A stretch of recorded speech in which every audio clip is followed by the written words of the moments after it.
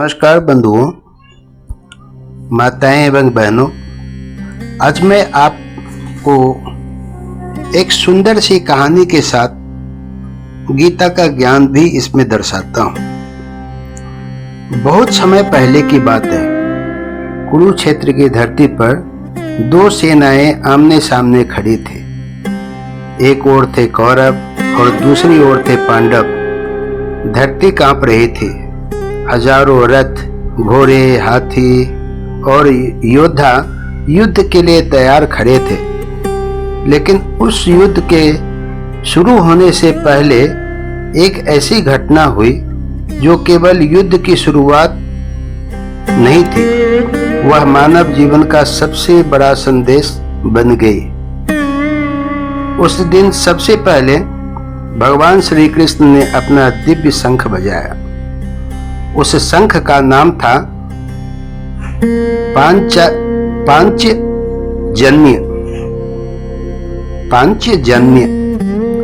जब वह शंख बजा तो उसकी ध्वनि केवल मैदान में ही नहीं गूंजी, वह ध्वनि हर मनुष्य के हृदय तक पहुंचती थी।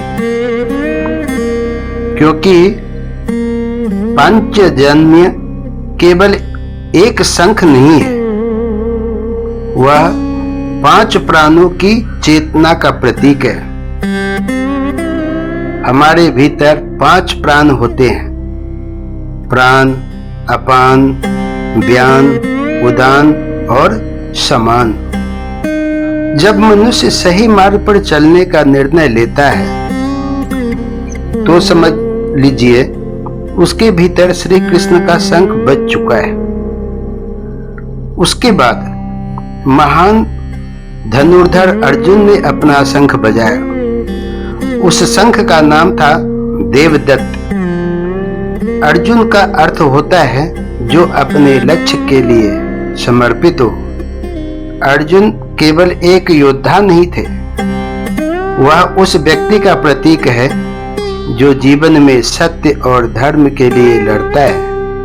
आज भी जब कोई युवा गलत रास्ते को छोड़कर सही रास्ता चुनता है तो समझिए उसके भीतर अर्जुन जाग चुका है और उसका देवदत्त शंख बज रहा है। फिर आए भीम। महाबली भीम ने अपना शंख बजाया जिसका नाम था पौंडु। भीम शक्ति का प्रतीक थे, लेकिन उनकी शक्ति केवल शरीर की नहीं थी, वह अन्याय के खिलाफ खड़े होने की ताकत थी। आज के समय में भी जब कोई व्यक्ति कमजोरी की रक्षा करता है, जब कोई अन्याय के सामने डरता नहीं, तो समझिए उसके भीतर भीम की शक्ति जाग चुकी है। फिर धर्मराज युधिष्ठिर ने अपना शंख बजाया। उसका नाम था अनंत विजय। इसका अर्थ है अनंत विजय। युधिष्ठिर सत्य और धर्म का प्रतीक थे। उनका संदेश था जीवन में कभी कभी सत्य का रास्ता कठिन लगता है, लेकिन अंत में जीत हमेशा सत्य की ही होती है। इसके बाद नकुल और सहदेव ने अपने शंख बजाए। नकुल का शंख था सुघोष और सहदेव का शंख था मणिपुष्पक।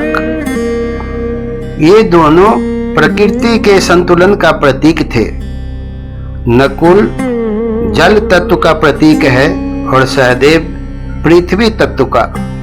यह हमें सिखाते हैं कि जीवन में संतुलन बहुत जरूरी है। यदि मनुष्य प्रकृति और जीवन के संतुलन को समझ ले तो उसका जीवन भी सुंदर बन जाता है। अब जरा सोचिए, महाभारत का युद्ध केवल कुरुक्षेत्र में ही नहीं हुआ था, वह युद्ध हर इंसान के भीतर हर दिन होता है। जब हम सही और गलत के बीच खड़े होते हैं, जब हमें ईमानदारी और स्वार्थ में से एक चुनना होता है। जब हमें सत्य और झूठ में से एक रास्ता चुनना होता है, तब वही युद्ध हमारे भीतर शुरू होता है और उसी समय हमारे भीतर भी शंख बजते हैं। कभी श्री कृष्ण के शंख, कभी अर्जुन का, कभी भीम का। वह हमें याद दिलाते हैं, डरो मत, सही रास्ता चुनो।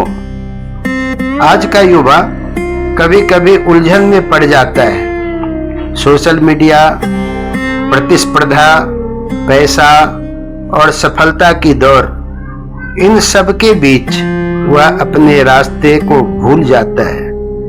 लेकिन अगर वह अपने भीतर की आवाज को सुन ले तो उसे समझ आएगा उसके भीतर भी एक अर्जुन बैठा है और उसके साथ एक श्री कृष्ण भी हैं।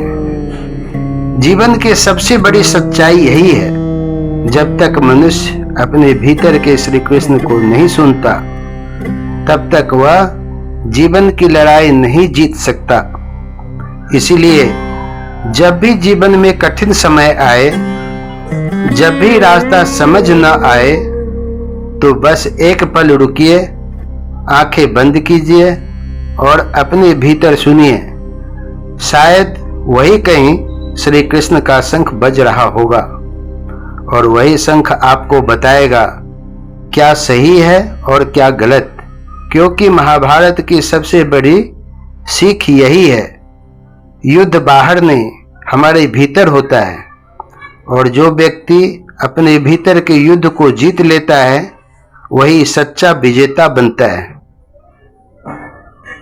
अगर आपको यह कहानी अच्छी लगी हो तो इसे जरूर शेयर करें, क्योंकि हो सकता है किसी के जीवन में आज भी श्री कृष्ण का शंख बजने वाला हो। जय श्री कृष्ण।